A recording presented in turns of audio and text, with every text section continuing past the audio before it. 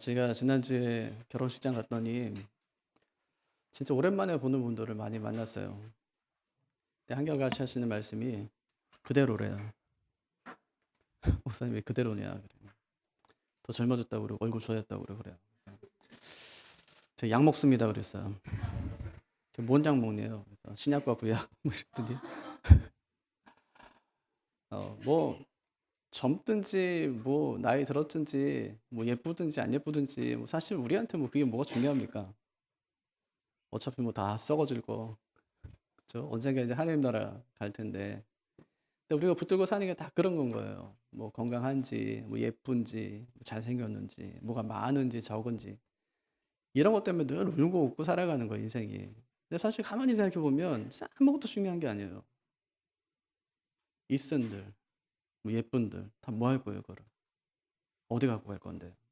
정말 가만히 생각해 보면 아무것도 아니에요. 진짜 중요한 본질이 아니라고요. 지난주에 죄와 죽음에 대해서 이야기 나눴죠. 죽는데요, 사람이. 왜요? 죄 때문에. 네, 죄 때문에 죽는데요. 그 죄가 왜 왔어요? 불순종. 하나님이 먹지 말라고 한 거 먹은 거예요.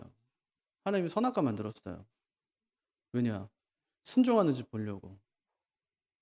인간의 자발적인 순종과 또 자발적인 뭐 헌신 이런 것들을 통해서 하나님께 영광을 돌리는지를 보고 싶었어요. 하나님께서. 근데 인간이 실패했어요. 죽음이었어요. 그러니까 하나님 말씀하신 대로예요. 네가 먹는 날에는 정령 죽으리라. 이 땅이 죽음이었어요. 그럼 죽음이 왔으니까 이제 해결 방법을 찾아야 될 거 아니에요? 근데 해결 방법을 사람에게서 찾지를 않는 거예요. 놀랍게도. 죄인은 죽어야 돼요. 마땅해요. 근데 죽이질 않아요. 방법을 사람에게 찾는 게 아니라 사람을 대신할 자에게서 찾는 거예요. 그게 예수님이에요. 아니, 어떤 사람들은 하나님 참 비겁하다. 아니 인간을 그렇게 사랑하면 자기가 봐야지 왜 아들을 보내냐. 제가 몇 해 전에 딸이 이제 곧 죽을 것 같아요. 그분하고 제가 병원에서 밤을 샌 적이 있어요. 중환자실 앞에서. 이제 곧 죽을 것 같으니까. 가지 말래요 목사님. 자기가 같이 있재요. 거의 죽을 것 같으니까 이제 점점 막 산소 포화도 그 수치가 점점 낮아져요. 80 됐다가 60 됐다가 막 40 됐다가. 이런 손발이 있잖아요. 얼음장이에요. 얼음보다 더 차다고 하면 여러분 어떻게 이해하시겠어요? 사람의 손이 얼음보다 더 차요. 예, 그렇게 식어가는 거예요, 사람이. 그 엄마가 옆에서 계속 웁니다. 나중에는 하나님 원망해요. 하나님 만약에 내 딸 먼저 데려가면 저 하나님 원망하고 저주합니다. 교회 안 나와요. 나중에 또 바뀌어요. 하나님 저 딸 대신에 나 데려가라고. 확실히 알았어요. 부모는 자기 생명보다 자식의 생명을 더 귀하게 생각한다는 것을. 예. 부모에게 자식은 그런 존재예요. 그러면 하나님께 예수님은 어떤 존재일까요? 똑같아요. 그러니까 하나님께서 나를 주지 않고 자기 아들을 보내신 것은 우리를 그만큼 더 사랑하기 때문이지 비겁하기 때문이 아니에요. 그럼 예수님께서 죽으실 때 하나님 뭐 하셨을까? 침묵하세요. 외면하셨나요? 아니요. 침묵하세요. 뭘 이루기 위해? 두 분 사이에 맺은 언약을 이루기 위해. 그 언약을 우리는 구속 언약이라고 부릅니다. 구속 언약. 하나님이 자기 백성을 예수님께 주셨어요. 예수님은 그 백성을 받아요. 그들의 보증이 되세요. 그들을 대신해서 죄를 짊어지고 죽으세요. 그 구속 언약을 우리는 평화의 의논이라고도 부릅니다. 예수님께서 이 땅에 오셔서 하신 일은 뭐죠? 성육신이에요. 왜 예수님께 사람의 몸을 입으셨을까요? 짐승은 사람의 죄를 대신할 수가 없어요. 아니 사람의 문제를 어떻게 짐승이 대신합니까? 아니 목사님이 구약에 했잖아요. 그건 임시적으로 한 거죠. 영원한 제사가 아니기 때문에. 짐승의 피로는 사람의 피로를 완전히 없앨 수가 없어요. 그래서 그 제사는 다 덮어놓는 거였어요. 효력이 일시적이라고요. 매년 드려야 되는 제사였어요. 예수님께 이 땅에 오세요. 왜요? 사람이 돼서 오세요. 왜요? 사람의 죄의 문제를 사람으로서 해결하기 위해서요. 오셔서 뭐 해요? 율법의 요구를 다 이루세요. 아담이 실패했던 그 율법의 요구를 다 이루세요. 고난당하세요. 왜죠? 죄인 때문에 죽으세요. 죄인의 죄를 짊어지고 죽으세요. 그리고 이루신 것이 구속이에요. 구속. 우리를 값주고 사신 거예요. 그것이 복음이죠. 이렇게 인간이 범죄한 다음에 하나님께서는 끊임없이 창세기 3장부터 시작된 2장에 만들어 놓고 3장에 타락하는 게 인생이니까 3장부터 시작해서 지금까지 끊임없이 인간을 구속하기 위한 하나님의 그 구속의 역사가 담긴 것이 그것이 성경이에요. 구약에는 어떻게 하나님께서 구원하셨죠? 제사 통해서요. 대제사장이 1년에 한 번 짐승의 피를 가지고 하나님의 그 법궤가 있는 그 지성소에 들어가요. 법궤 위에는 속죄소라고도 불리고 시은자라고도 불리는 시은소라고 불리는 있어요. 이 뚜껑이죠. 법궤 뚜껑이 있는데 거긴 천사가 이렇게 이제 그룹 둘이 이렇게 이제 마주하고 있어요. 그럼 요 마주하고 있는 요 사이에 하나님이 임재하세요. 그 여기서 시작되는 그 큰 구름 기둥이 이제 성막 전체를 이스라엘 전체를 덮는 거예요. 거기 들어가요. 뭐였냐면 자기가 먼저 자기의 죄를 정결케 하고 난 다음에 이 백성들을 위해서 피를 받아가지고 지성소에 들어가서 그 시온소에 피를 부어요. 이 피가 시온소 전체를 다 덮어요. 법궤 전체를 다 덮어요. 하나님께서 피로 말미암아 가려주시는 거예요. 그런 의식을 통해서 이스라엘 민족 전체의 죄가 그때 사해졌어요. 이건 뭘 예표하냐? 예수님의 죽으심을 예표해요. 구약의 제사와 예수님의 제사의 차이가 뭐냐? 뭐겠어요? 그건 횟수의 차이고 또 하나는 효력의 차이예요. 구약의 제사장들이 드렸던 제사는 매년 드려야 돼요. 불완전한 제사이기 때문에 완전하지가 않아요. 매년 반복하게 하신 것은 너희는 죽을 수밖에 없는 죄인이라는 것을 그렇게 깨닫게 하시는 거예요. 매년마다 깨닫게 하시는 거예요. 대제사장 너도 마찬가지라는 거죠. 네 죄 먼저 해결하고 들어가지 않으면 방울 달고 들어갔다가 발목에 끈 묶고 들어갔다가 그냥 소리 안 나면 땡겨보고 또 땡겨봤는데 반응이 없으면 끌어내는 거예요. 인간이 보여주는 한계죠. 하지만 예수님이 드리는 제사는 달라요. 매년 드리는 제사가 아니에요. 단번에. 효력은 1년간 유효한 것이 아니에요. 영원이에요. 단번에 모든 것을. 주님께서 그 제사를 통해서 이루신 것을 알 수가 있죠. 제사의 기능에는 두 가지가 있습니다. 하나는 죄를 덮는 거예요. 유대인들이 1년에 3번 이제 명절을 지킬 때 그때 꼭 하는 일이 있었어요. 그게 무덤에다 회를 칠하는 일이에요. 무덤을 보면 또는 만지면 이건 부정하기 때문에 사실 무덤은 이게 뭐 잔디로 이렇게 가꿔놨기 때문에 저게 무덤인지 아닌지 모르는 무덤도 얼마나 많습니까? 가꾸지 않은 무덤들은 그냥 평지가 되어서 잔디만 그냥 위에 덮여 있어요. 이게 무덤인지 아닌지 몰라요. 구별하는 방법이 뭘까요? 눈에 띄게 하는 거예요. 회를 칠해놨어요. 조심하라는 거죠.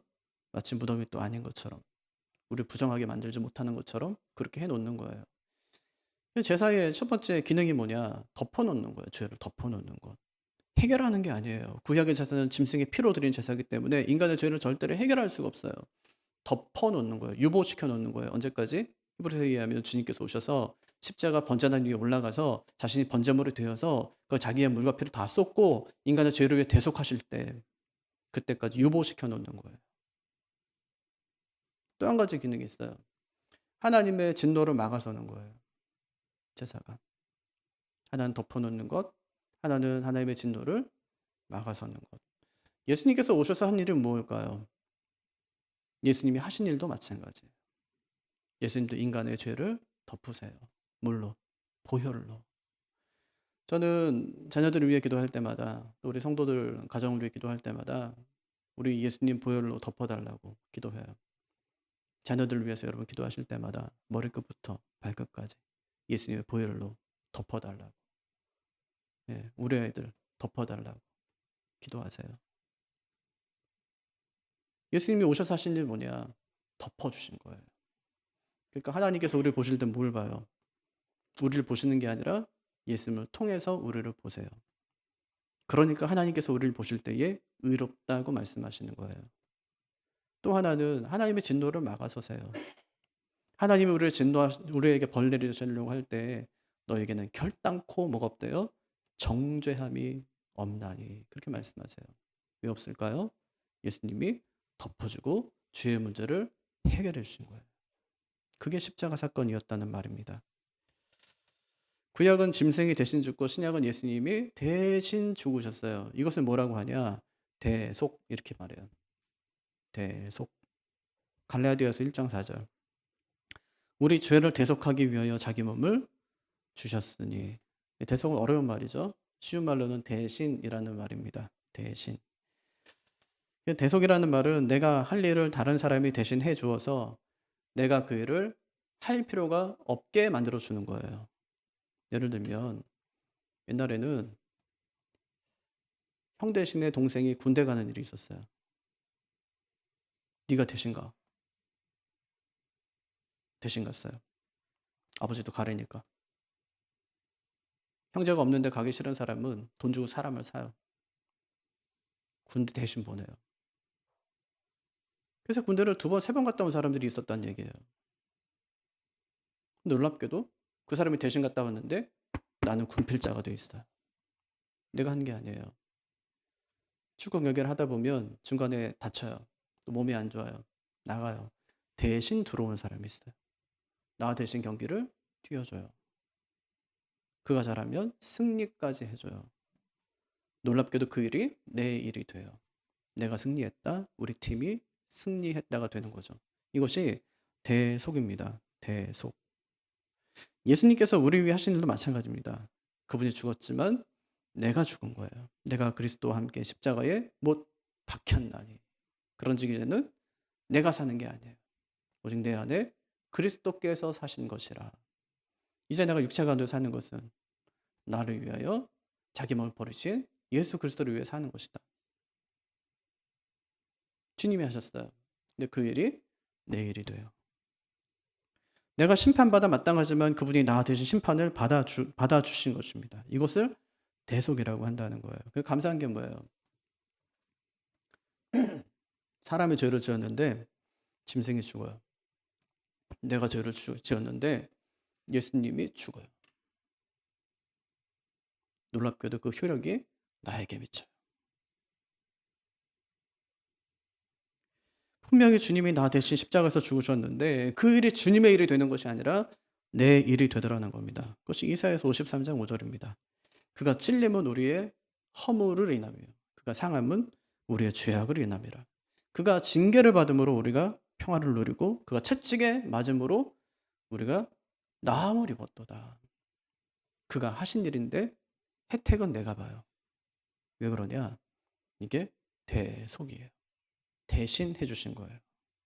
내가 받을 벌을 주님이 대신 받아주신 것입니다. 내가 죽어야 되지만 주님이 대신 죽어주신 거예요. 복습할게요. 제사에는 2가지 기능이 있다고 말씀드렸어요. 첫 번째 뭐예요? 죄를 덮는 기능. 2번째는 하나님의 진노를 푸는 기능. 이 2가지예요. 예수님이 십자가에서 그 일을 해주셨다는 겁니다. 그래서 우리가 어떻게 됐다고요? 대속. 그럼 대속받은 사람은 그 뒤에 어떤 일이 일어나냐? 구속이에요. 그 다음에 해방되는 거예요. 구속. 한 노예가 있어요. 풀어주고 싶어요. 어떻게 하면 될까요? 돈을 지불하고 사면 돼요. 어떤 사람이 내가 이 노예하고 결혼하고 싶어요. 근데 노예하고 뭐 귀족은 결혼할 수 없어요. 어떻게 하면 될까요? 돈 주고 풀어주면 돼요. 돈 주고 내 노예를 삼는 게 아니라 돈 주고 풀어줘요. 그리고 나하고 결혼하자 그래요. 그 다음 선택권은 누구한테 있는 거죠? 풀림받은 그 노예한테 있는 거예요. 내가 진짜 좋아서 이 사람을 선택하든지 아니면 난 당신하고 결혼하지 않겠습니다 하고 자인으로 살든지. 하나님이 우리에게 하신 일이 바로 그거예요. 죄의 종이 되었던 우리를 값주고 사셨어요. 자유인이 되게 하셨어요. 주님의 기대는 뭘까요? 네가 나를 사랑해서 나와 함께 살아가는 거예요. 나는 신랑, 너는 신부. 이렇게 주님께서 대신 죄의 짐을 짊어지고 대신 죽어준 사람이 받는 은혜가 뭐냐면 구속이에요. 구속. 그것이 구원할 구, 속할 속이라는 말이죠. 갈라디아서 한번 찾아볼까요? 좀 멍하신 것 같아가지고. 예, 갈라디아서 3장 23절. 요거 몇 구절 한번 찾아보죠. 갈라디아서. 예, 긴장 좀 푸시라고. 자, 우리가 어떤 상태였는지 한번 보세요.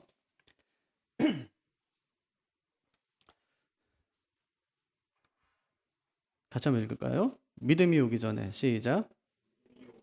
우리는 율법 아래 매인바 되고 계시될 믿음의 때까지 갇혔느니라. 어떤 상태예요? 어떻대요? 지금 상태가 율법에 매인바 됐대요. 또 하나 믿음의 때까지 갇혔다. 우리 상태가 어떻다고요? 매인바 되고 갇혔다.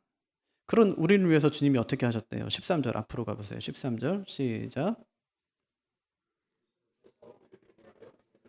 네, 거기까지요. 그러니까 우리를 위해 주님이 하신 일이 뭐예요? 그리스도께서 우리를 위하여 저주를 받은 바 되사.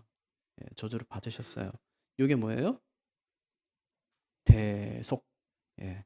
그 결과 어떻게 된 거예요? 4장 5절 한번 보세요. 4장 5절. 그 결과 율법 아래에 있는 자들을 속량하시고 네, 아들의 명분을 얻게 하신 거예요. 구속. 아들의 명분을 얻게 하셨다는 거죠. 예, 어려운 용어들이 막 나오는데 속량이라는 말이 뭘까요? 몸값을 지불하고 종을 풀어주어서 양민이 되게 하는 거예요. 자유인이. 몸값을 지불하고 그 종을 풀어주어서 양민이 되게 하는 거. 이게 속량이에요. 주님께서 우리를 그렇게 하셨대요. 우리 어디에 매여 있었는데요? 율법 아래 매여 있었어요. 근데 값을 지불하셨어요. 율법의 요구가 뭘까요? 죄인은 죽어야 된다는 거예요. 그럼 예수님이 하신 일은 뭘까요? 율법의 요구대로 죽으신 거예요. 예수님께서 하신 말씀이 뭐냐면 내가 율법을 폐하러 온 줄로 생각하느냐. 도리어 완전케 하러 왔다고 말씀하세요. 율법의 요구를 자신의 죽음으로 다 이루신 거예요. 십자가에서 못 박혀 죽으실 때 마지막으로 주님께서 외치신 말이 다 이루었다는 거예요. 예수님이 성육신 하셨어요. 몸으로 오셔서 하신 일이 뭐냐면 아담이 실패했던 율법의 요구들을 다 이루신 거예요. 예수님은 어떻게 사시냐면 율법의 요구 하나님의 말씀 안에 갇혀 살아가셨어요. 성경에 말한 모든 것을 하나하나 다 이루면서 하셨어요. 마침내 고난당하고 죽으시고 나중에 우리의 구속을 이루셨어요. 속량이라는 것이 바로 그거예요. 속량. 이런 예를 한번 들어볼게요. 2차 대전 중에 나치가 유대인들을 엄청 학살했습니다. 예, 보이는 대로 다 학살했어요. 근데 그 독일 사람 중에 유대인들을 보호하고 구해주려는 사람이 있었어요. 그거 쉰들러예요. 그가 군수공장을 했었습니다. 아주 부자였어요. 그러니까 많은 돈으로 유대인들을 좀 산 거예요. 한 사람한테 다 샀어요. 사가지고 자기 군수공장 안에다가 이들을 이제 일을 시키면서 보호해줬어요. 일 시키는 게 목적이 아니라 이들의 생명을 보존해주고 보호해주는 게 목적이었어요. 전쟁이 끝났을 때 그 안에 들어가 있는 사람들은 전부 살았어요. 송양 값 주고 산 거예요. 왜요? 자유를 주기 위해서. 나중에 신들러가 막 웁니다. 왜 우냐면 그동안 자신이 허투루 돈을 썼던 것에 대한 후회였어요. 맛있는 거 사 먹고 좋은 차 타고 좋은 집 살면서 떵떵거리며 살아왔던 자신의 삶을 후회해요. 왜냐? 그 돈을 다 모아놨으면 한 사람이라도 더 샀을 텐데 한 영혼을 더 구원했을 텐데 그동안 펑펑 쓰며 살았던 자신의 삶이 후회되는 거예요. 사람은 그럴 수 있어요. 하지만 주님은 절대로 후회하거나 눈물 흘리지 않으세요. 왜 그럴까요? 절대로 자기 백성을 빼앗기는 일이 없으세요. 송양 절대로 빼앗기는 일이 없으세요. 값을 다 지불하고 자기 백성을 다 사기에 충분하시다는 말이에요. 정리해 볼게요. 죽음이 왜 왔어요? 뭐 때문에? 죄 때문에. 죄의 문제는 인간 스스로 해결할 수 있습니까? 없습니까? 없어요. 그래서 구약의 취한 방식이 짐승 제사였어요. 어떤 한계가 있다고 말씀드렸어요. 횟수의 한계, 효력의 한계예요. 매년 드려야 돼요. 효력이 1년짜리예요. 예. 덮어놓는 제사죠. 그래서 주님께서 오셔서 하신 일은 뭐냐면 죄인을 위한 대속물로 오셔서 십자가 번제단에 올라가셔서 자신을 들이신 일이었어요. 그 결과 어떻게 됩니까? 죄에서 해방되었어요. 해방. 그렇게 구속받은 사람을 뭐라고 하냐면 의롭다 하고 말씀하세요. 이것은 뭐라고 그래요? 칭의. 이렇게 얘기하죠. 칭의. 칭이라는 말은 하나님이 어차피 선한 일에 실패한 경건치 않은 죄인들을 용서하고 의롭게 여겨주는 행위를 말해요. 하나님이 어차피 선한 일에 실패한 경건치 않은 죄인들을 용서하고 그들을 의롭게 여겨주는 행위. 여기서 진짜 중요한 건 뭐냐면 여겨준다는 말이에요. 여겨준다. 법정적인 용어거든요. 이거는 선고와 관련이 있습니다. 재판관이 너는 무죄야 이렇게 이제 선고해 주는 거예요. 그것이 그런 판결이 칭의예요. 그럼 반대되는 말은 뭘까요? 정죄. 정죄. 여기서 중요한 것은 의롭다가 아니에요. 의롭다고 선언해 주는 것입니다. 우리가 믿음 생활 잘하면 의로워지는 것이 아니에요. 내가 예수님과 연합되었기 때문에 예수님이 행하신 모든 일이 내 일이 되기 때문에 하나님께서 그런 나를 의롭다고 여겨주시는 거예요. 이건 엄청난 은혜. 이거 칭의의 교리를 우리가 더 깊이 알면 진짜 우리는 엄청 감당할 수 없는 은혜가 그 안에 있어요.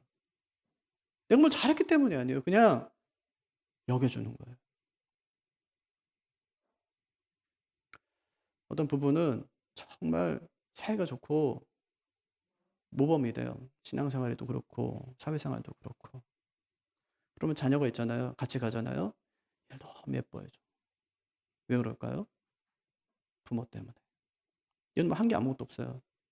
근데 얘도 착하게 의롭게 예쁘게 여겨줘요. 여겨주는 거야. 한 게 아무것도 없는데.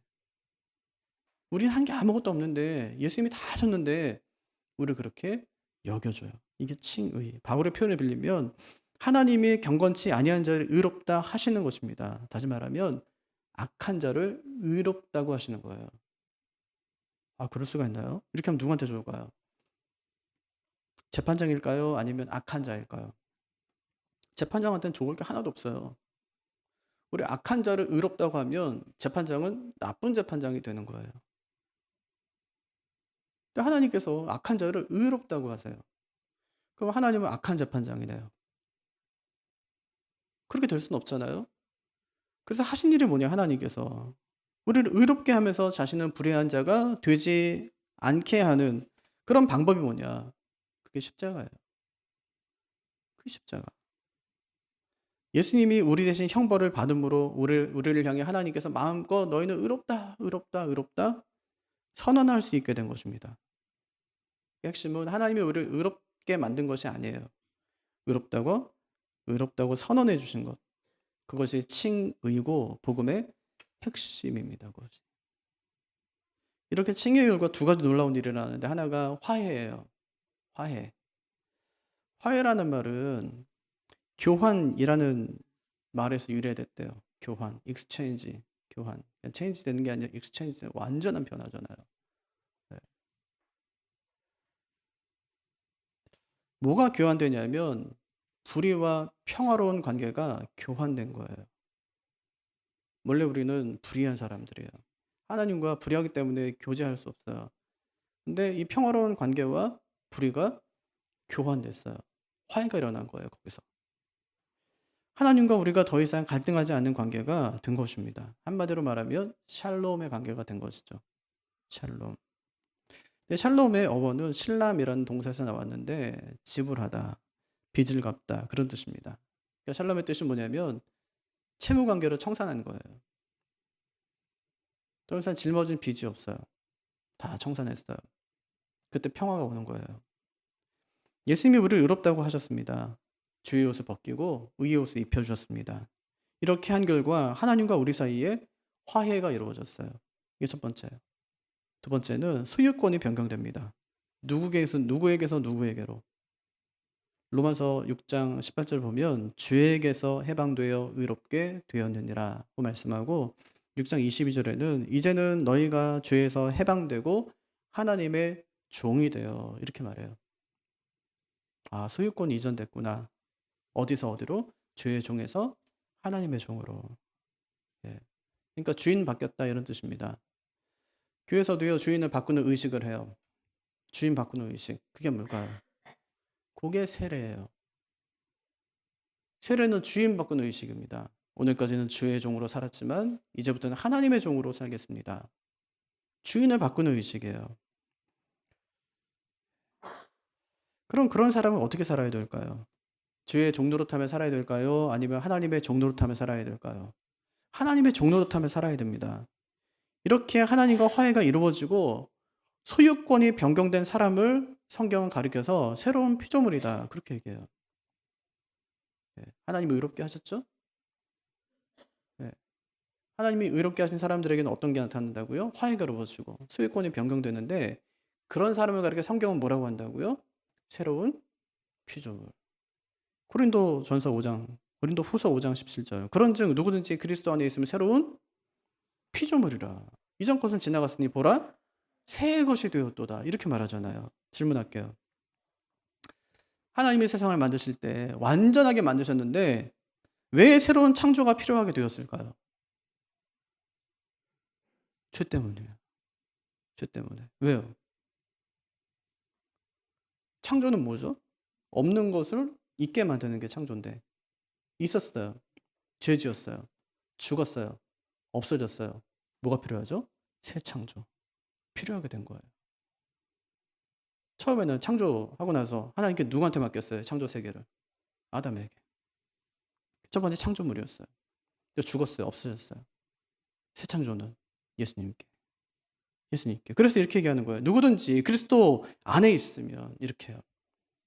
우리가 아담 안에 다 죽었어요. 로마서 말씀의 표현에 의하면. 우리는 아담 안에 다 죽은 자가 됐어요. 한 사람도 의로운 사람이 없어요. 모든 사람의 죄를 범하였음에 하나님의 영광이 이르지 못한 죄의 삭은 사망이요. 이렇게 해요. 죽을 수밖에 없어요. 아담 안에 있는 우리 사람들은. 첫 번째 창조였어요. 죽어서 없어졌어요. 이번에 두 번째 새로운 창조를 하나님께서 하세요. 누구 안에서? 그리스도 안에서. 새롭게 사람을 빚어내세요.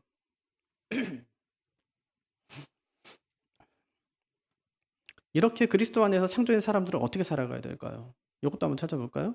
고린도후서 5장 15절.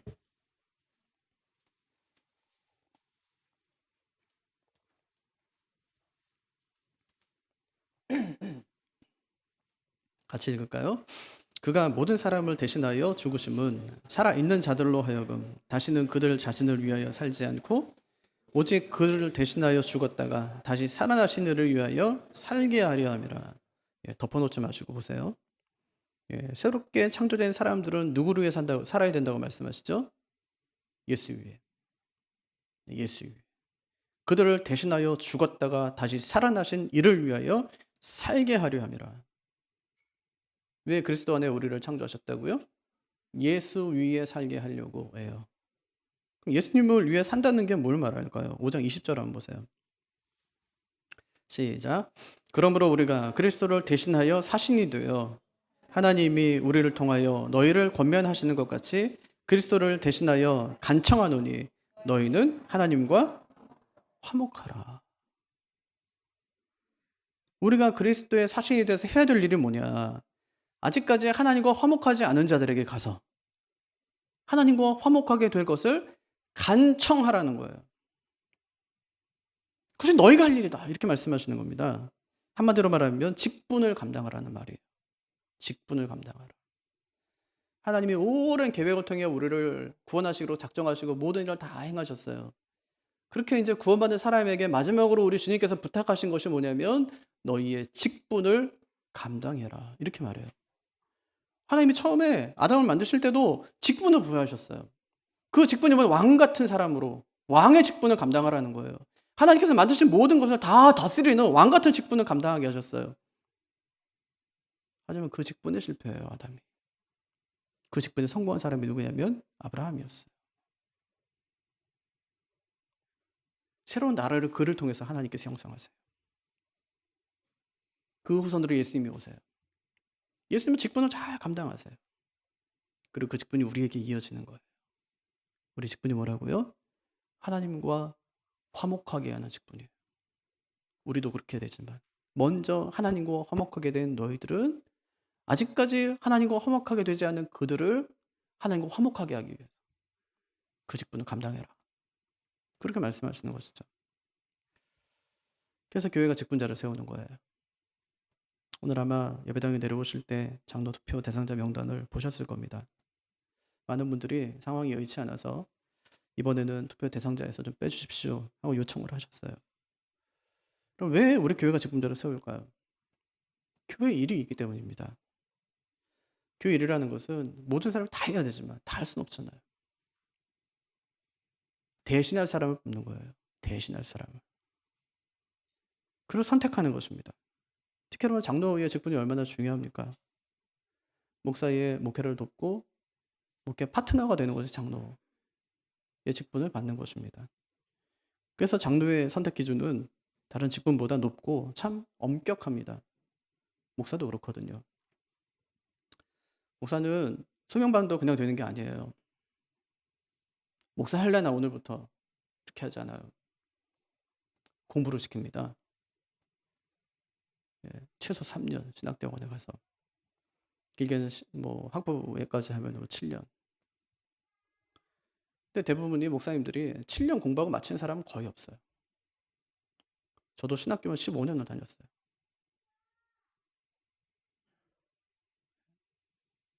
신학교를 졸업하면 시험을 거쳐서 강도사가 되고 2년 동안 수련 기간을 거쳐서 목사로 이제 준비될 때 한 6개월, 1년 정도는 논문도 쓰고 자격도 뭐 3자 이에서 확인하고 자신에게 면접을 통해서 묻고 소명을 다시 확인하고 그래서 목사가 돼요.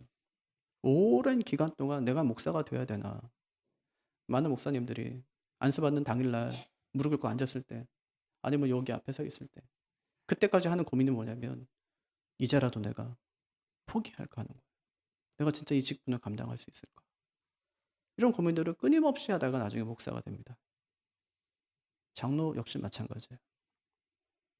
목회를 돕고 목회자의 파트너가 되어서 이 사역을 감당하는 사람이기 때문에 그 자격 또한 꼼꼼하게 잘 살펴야 된다는 말입니다. 그러면 장로가 되려면 가장 기본적인 교인의 의무에 충실하고 그 외에도 추가되는 여러 요구사항에 부합되는 자라야 장로로서의 자격이 되지 않겠습니까? 만약에 장로나 목사의 자격이 되지 않는 세우면 어떻게 될까요? 목사가 교인의 의무를 안 한다. 기도 생활을 하지 않고 예배 생활이 안 된다. 근데 그게 저다. 우리 교회 목사가 그렇다. 그럼 어떠실 것 같으세요? 제가 만약에 뭐 교인의 의무를 다하지 않고 뭐 11조도 안 하고 기도 생활도 안 하고 말도 함부로 하고 오고 싶을 때 오고 가고 싶을 때 가고 자기 일이 뭔지도 모르고 그냥 막 부격자들한테 다 시키고 자기는 아무것도 안 하고 어떠실 것 같으세요? 그래도 여러분 막 존경하고 우리 목사님 사례 좀 올려드려야지. 아니요. 끔찍할 거예요. 교회를 나가든지 목사를 내쫓든지 하시겠죠? 그러실 거예요. 목사는 늘 고민합니다. 언제까지 할 수 있을까? 저도 마찬가지예요. 언제까지 할 수 있을까 내가? 언제까지 이 사역을 할 수 있을까? 오늘까지 될 수도 있고 다음 주까지 될 수도 있고 하나님이 데려가면 할래도 못해요. 아프면 할래도 못해요. 할 수 있을 때까지 열심히 충성을 다해서 하는 것뿐이죠. 여러분 장로 역시 마찬가지입니다. 장로는요 목회 파트너예요. 저하고 함께 목회하는 사람입니다. 어떤 장로님이 은퇴하시면 저 따라다니면서 신방하시겠대요. 네. 저는 그 얘기 듣고 참 마음이 기뻤어요. 예, 장로님 꼭 그렇게 하시죠. 그게 장로님이 하신 일이에요. 신방대원. 신방하는 일이에요. 목사만 신방하는 게 아니라 장로님이 신방하시는 분이세요. 그럼 어떤 사람이 장로가 되어야 될까요? 목사에 준하는 사람이 장로가 되어야 됩니다. 교회를 어깨에 짊어지고 교회 문제를 내 문제로 삼을 수 있는 사람이 장로가 돼야 돼요.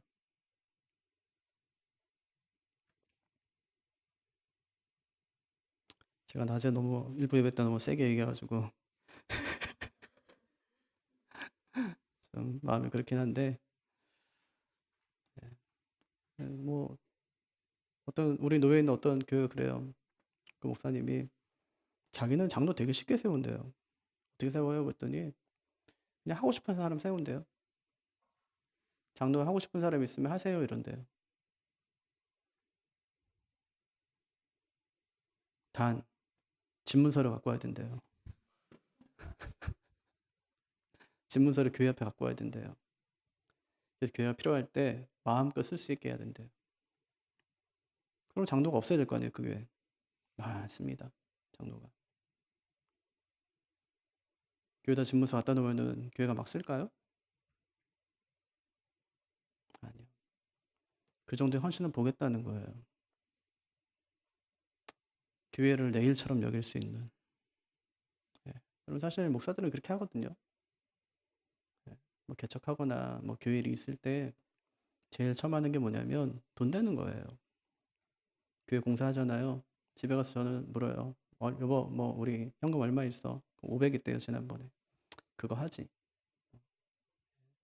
돈이 모일 틈이 없어요. 어느 교회나 교회 재정 늘 빠듯하거든요. 빡빡하고. 그게 책임인 거예요. 장로회도 마찬가지예요. 그냥 뭐랄까요. 교회 일이 있을 때마다 막 헌신해요, 장로님들이. 그럼 제가 그래요. 그만하시라고. 장로님 그만하세요, 이제. 자꾸 한대요. 그만하세요. 이제. 장로님 좀 그만 좀 하세요. 무거운 거죠. 예, 무거운 겁니다. 장로는 그렇게. 그렇게만 하는 게 아니에요. 그 왜 그렇게 하냐?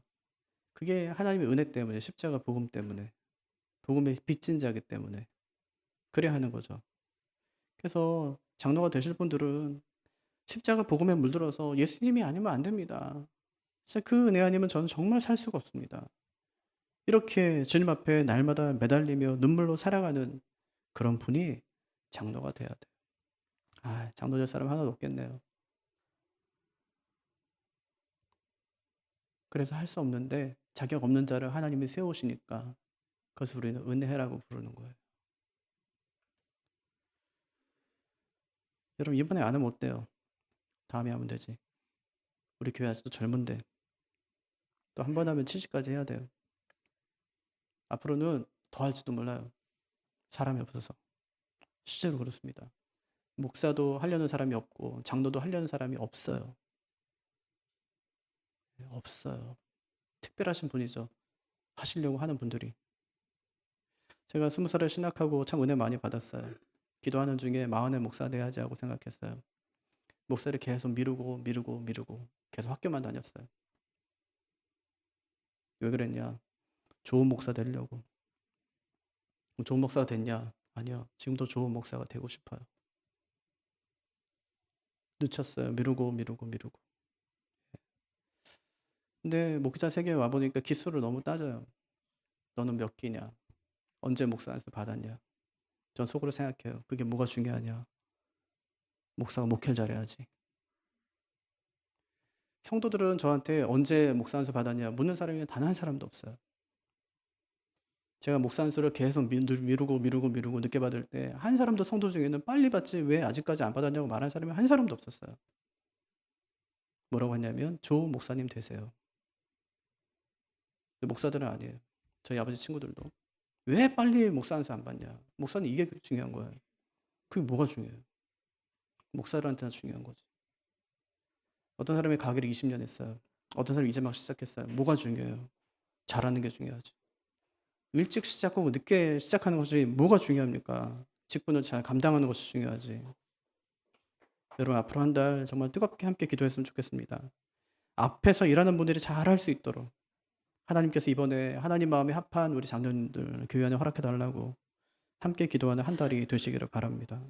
우리는요 하나님의 은혜로 구속받고 대속의 은혜를 입고 칭의의 은혜를 입은 사람들입니다. 그것이요 목사가 되는 것보다 장로가 되는 것보다 더 큰 은혜예요. 비교할 수 없을 만큼 큰 은혜가 바로 그것입니다. 우리를 구속하신 예수님의 은혜에 감사하는 한 주간이 되시기를 바랍니다. 그리고 특별히 이번 한 주간은 고난 주간인 만큼 십자가의 은혜를 더 깊이 묵상하고 주님 은혜에 감사하는 하루하루가 되시기를 주님의 이름으로 축복합니다. 자리에서 일어나셔서 우리 함께 찬양하겠습니다.